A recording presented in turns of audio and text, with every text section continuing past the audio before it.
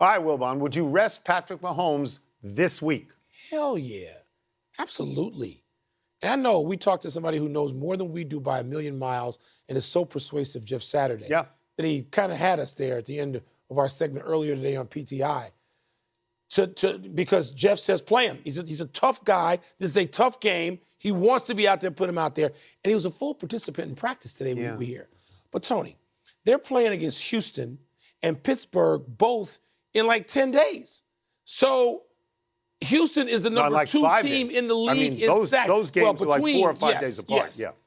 And then they play the Broncos at the Broncos. So it's Houston at Pittsburgh at Broncos.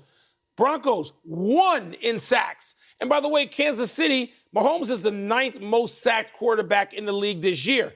And you're playing the 1 and 2 teams in these last 3 games. No, I'm not throwing him out there to be a piñata. Yeah. I'm going to rest him first game and the Pittsburgh game, and I'll let him get out there if he's ready against the Broncos. I wouldn't necessarily rest him in the second game. I would rest him in the first game in the Houston 5 days game. later. Now, I think we should acknowledge for a second time in this segment that he was a full participant. Full participant, yes. But I think if you remember when he got hurt, they put about 15 rolls of yellow tape on his ankle and looked like a crime scene. Did. All right, my feeling is I would rest him. But there's another part to this. Because he's the best football player on the planet. And he has given them 3 Super Bowls already, 2 in a row. If he goes to Andy Reid and he says, I'm good, then, Mike, I think you have to play him. Because he's that important. One of the things that Saturday mentioned to us, which is really important, and people don't take this into account when they're talking about A gaps and C gaps and 2 deep zones. There are certain people on any team in any sport who, when they walk in that room, everybody sits up and they take notice and they perform better and harder and with greater intent and purpose. Yeah. And Patrick Mahomes has that. Yeah, no. He has that when he walks in. Just like Peyton Manning had it. Of course, Tom Brady had it. John Elway had it. They had it. How about we were in locker rooms when Joe Montana walked in, and it had everybody's full attention. Right. And I get that. I just want to protect him. It's the same thing that happens when I walk into this studio. Everybody sits up and they pay attention. Yeah, laughter you hear is coming from the staff, from the crew right now. Yeah. That's it. We're done. Back to you. Let's hear it from the crew. Come on now. Great to see the highest scoring duo in the NBA. What makes this year's chemistry so much better than last year's? I think it's just time, really. You know, when you put 2 stars together, people think it's supposed to click because our play style should, but he's been playing a certain way. I've been playing a certain way.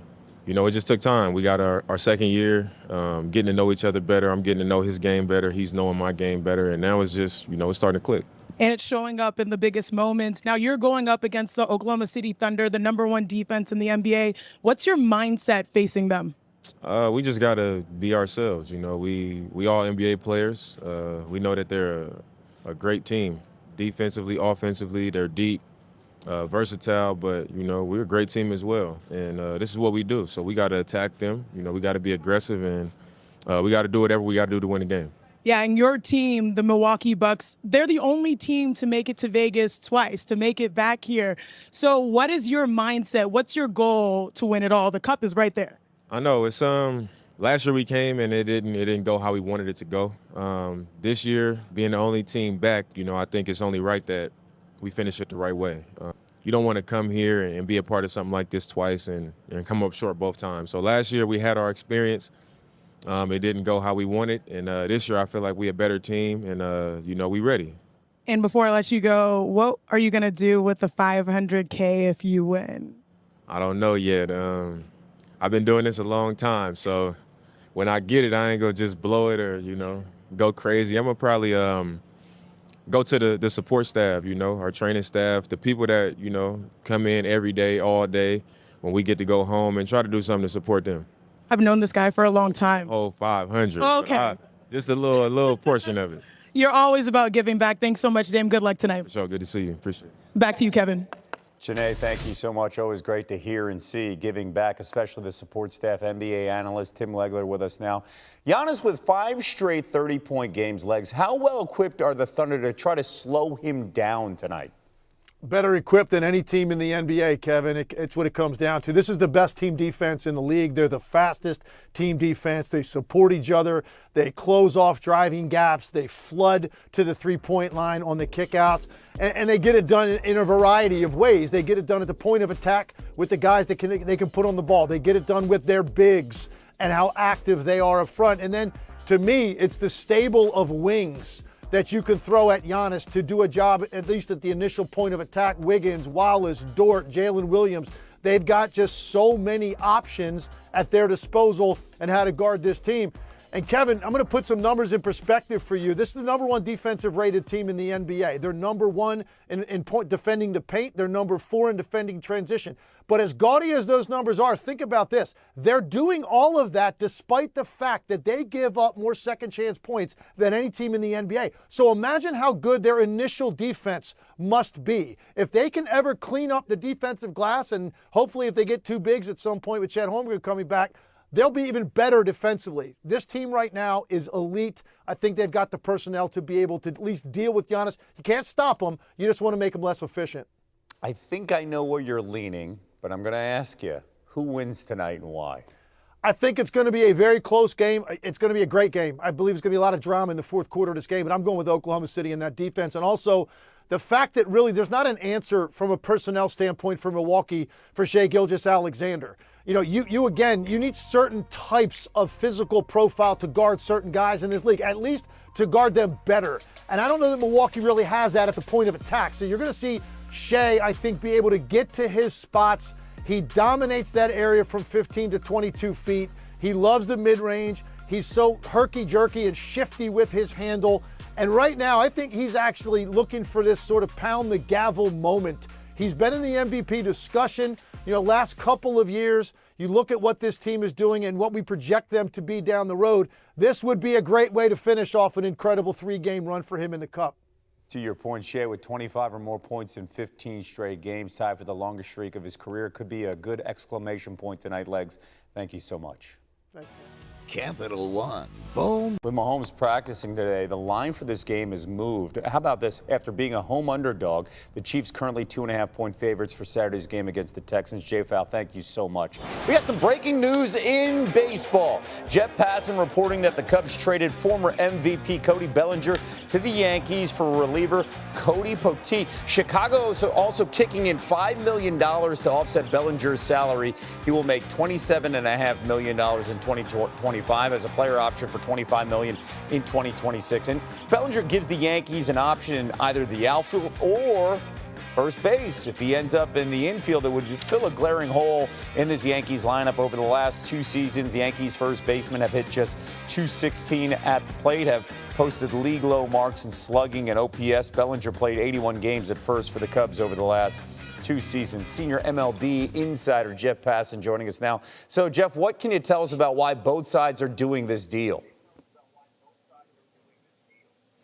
Kevin, the Yankees and the Cubs had spent well over a week negotiating because they understood that they were absolutely perfect trade partners, and it starts with the Yankees' need for both an outfielder and a first baseman, 2 positions that Cody Bellinger happens to play. And look, it's impossible to replace Juan Soto. He is that special of a bat, but if the Yankees can get the best out of Cody Bellinger, like, say, 2 years ago when he hit over 300, his strikeout rates are low, and he's excellent defensively, then they're going to feel like they got the better end of this deal because all it really cost them was money. The Cubs, on the other hand, have been looking to clear salary, perhaps for a trade to acquire a higher price player or to go out into free agency. What they knew they wanted after acquiring Kyle Tucker was to clear their outfield space, and Cody Bellinger was the perfect person to do that. Keep in mind, over 2 seasons with the Cubs, Bellinger 44 home runs, 175 RBI. So, the Yankees lose out on the Juan Soto sweepstakes. They've got money to spend. What's next here on the holiday wish list? Well, it turns out there's some pretty good free agents still out there, and a lot of it really depends the direction in which Brian Cashman, the general manager, wants to take the team. He could go for power, and that's in Pete Alonso, who clearly distinguished himself so far in his career with the New York Mets. He could go for a little bit of power plus defense in Christian Walker and fill in at first base, a slot that was vacated by Anthony Rizzo, or he could go off the board a little bit, and it would take some maneuvering, but Alex Bregman, who's probably going to be the highest priced player out of them, could play third base, move Jazz Chisholm Jr. over to second base, and play Ben Rice at first base. The possibilities for the Yankees are multiple at this point, which is really what you want when you're looking for leverage in free agency. And the Yankees, after getting Devin Williams in a trade, after signing Max Fried for $218 million, Kevin, have exactly that. Very busy, by the way. Yankees at plus 275, the favorites to win the AL next season. Jeff, thank you so much. Still to come on SportsCenter, how Josh Allen has elevated his game as the Bills have. The Lion King. How about the Lions? They had their 11-game winning streak snapped against the Bills, but they're still in control of the race for the NFC's #1 seed. Detroit, Minnesota, and Philly are all 12-2, but the Lions have a better conference record than the Eagles and own the head-to-head with the Vikings. Teams play one more time in Week 18. Dan Campbell today. You get used to eating filet, and well, everything's good. Life's good, but you forgot what it was like when you had nothing and you ate your molded bread, and it was just fine. Sometimes you got to get punched in the mouth and remember what it used to be like to really appreciate where you are, and we'll do that. We got a bad taste in our mouth. We got kicked around the other day, and you know what? It's exactly what we needed. We're going to bounce back. We're going to respond. We will play the game any way needed to win. I don't give a crap if we got to win by 1 point for the rest of the year. That's what we're going to do, and I'm going to be happy about it. We're going to find a way, and we're going to get it done. I want to run through the wall for him to get some filet on the other side. That's NFL right. insider Dan Graziano with us. Graz, Dan Campbell continued to show that conviction despite the depleted roster here for Detroit. What are you hearing about how the Lions overcome all these injuries? I mean, it's tough. Like, they'll start on offense where they lose running back David Montgomery, who's one of the engines of their offense. The 1-2 punch of him and Jahmyr Gibbs at running back been critical to what they do. But they do think Gibbs can take over a lot of Montgomery's work. They wouldn't want to do that over a whole season, but over 5, 6, 7 games, whatever they may have left, they feel like Gibbs is, especially behind that offensive line, talented enough and experienced enough to handle what they need him to do. On defense, where they've used 29 different starters so far this year, 29 different starters on defense. That's how injured they've been. They're signing guys. They signed Anthony Pittman, who's a linebacker that was on the Jaguars practice squad, spent his first 4 years in Detroit before going to Jacksonville this year, so he knows the defense.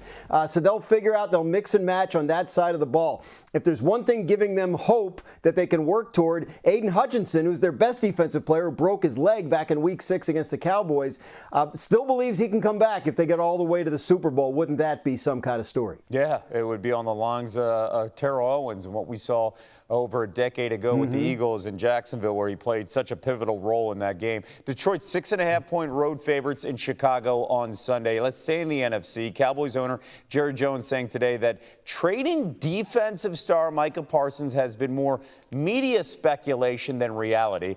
How much, Dan, will Parsons command per year, and how will that impact Dallas' salary cap now?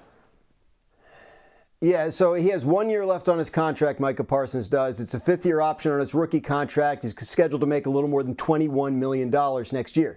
If they sign him to an extension, they likely can knock that number down for next year, but it's going to be a pricey extension. He's 25 years old. At times during his career, he's been thought of as one of the best, if not the best, defensive player in the league. Currently, the highest paid defensive player in the league is Nick Bosa at $34 million a year. The highest paid non-quarterback is Justin Jefferson at $35 million a year. That's the ballpark you want to play in if you're Micah Parsons looking for an extension this offseason.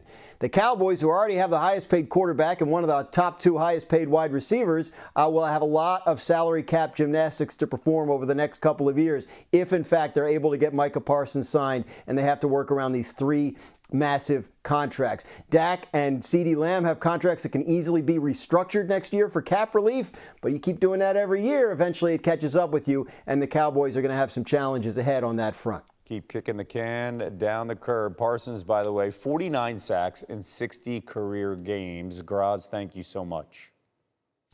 When it comes to food, there's some simple things that I like. Crab cake, I absolutely love. With a little Old Bay seasoning as well? Old Bay seasoning's disgusting. Sweet potato fries? What's the point of eating French fries? Salted pretzel with Don't do the salt.